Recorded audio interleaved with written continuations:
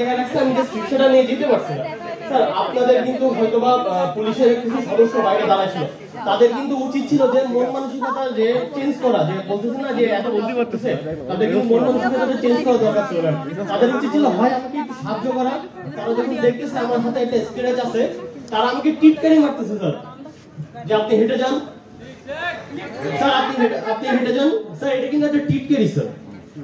Sir এটা খুবই খারাপ লাগছে স্যার আমার স্যার।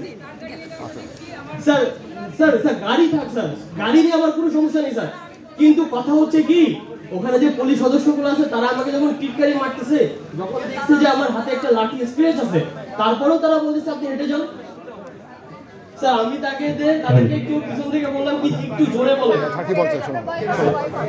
আমি কাজের কথা বলেছি, আমি মানসিকতা পরিবর্তন। আরেকটা জিনিস ম্যাম, আপনি যা বললেন যে আমরা এই যে যদি আমাদের কোনো অভিযোগ বা কিছু থাকে আমরা গোপনে এটা দিতে পারবো, ম্যাম এটা কোনোভাবে পসিবল না, কারণ আমাদের কাছে এই যে টেকনোলজিটা আছে না ম্যাম, এটা জঘন্য একটা জিনিস। এখন আপনি এটা বের করতে পারবেন যে আমি যদি আপনি আগে করুন, পরে বিপদ হলে পরে আমরা দেখব। ঠিক আছে, এইটার কথা বলেই তো শেষ না না, আগে থেকেই যদি আপনি বলেন যে করলেই হবে সেই হবে, তাকে কাউকে করতে হবে না।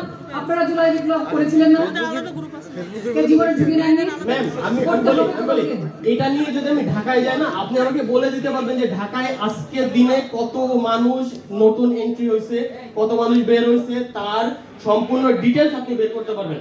এই টেকনোলজি কে পারবে ম্যাম ডিজিএফআই পারে ম্যাম। হ্যাঁ আমরা তো ডিজিএফআই নই, আমরা কি ডিজিএফআই? ম্যাম আপনাদের ভিতরে তো এখনো কিছু রয়ে গেছে যে আপনারা যে ডিজিএফআই এর কাছে সেগুলো দিবেন না, এটা আমরা কি করে মানবো?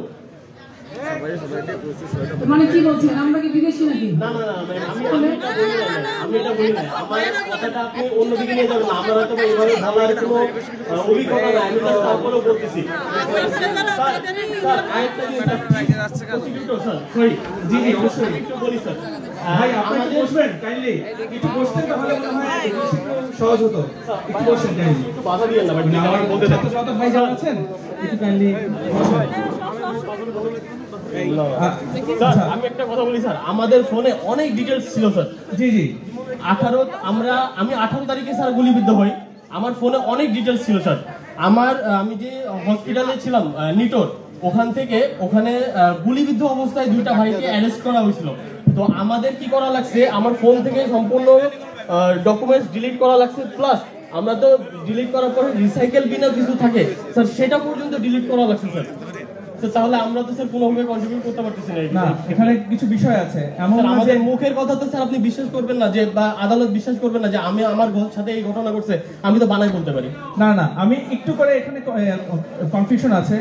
মুখের সাক্ষ্য অবশ্যই আদালতে গ্রহণযোগ্য হতে পারে যদি এটার সাথে অন্যান্য যে সাক্ষ্য সার্কামস্টেন্সিয়াল এভিডেন্স, সেটা আমরা আপনাদের কথাকে আমরা বলি স্যার, আপনি তো ব্র্যাকেট ওই সময় তো ব্র্যাকেট ছিলেন না স্যার। জি জি, আমি আফতাবনগরের গেটে আমার গুলিটা লাগে।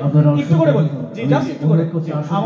আমাদের ট্রাইব্যুনালে এখন যেভাবে সাক্ষ্য গ্রহণ হচ্ছে, একটা হচ্ছে যেমন আপনি একটা তথ্য দিলেন, সেই তথ্যটা আমরা এই যে সংশ্লিষ্ট যে পুলিশ আছে এবং আমাদের যারা তদন্ত কর্মকর্তা আছে তারা একসাথে কাজ করে ধরেন মুখে সাক্ষ্য ছাড়া আর কোনো সাক্ষ্য পাওয়া যাচ্ছে না, তখন আমরা চেষ্টা করি যে আর কারো কাছে সাক্ষ্য আছে কিনা। এমন তো হতে পারে আপনার কাছে নাই, হয়তো কারো কাছে আছে, এবং এভাবে কিন্তু সারা বাংলাদেশে আমরা অনেক সাক্ষ্য প্রমাণাদি জোগাড় করতে সমর্থ হয়েছি।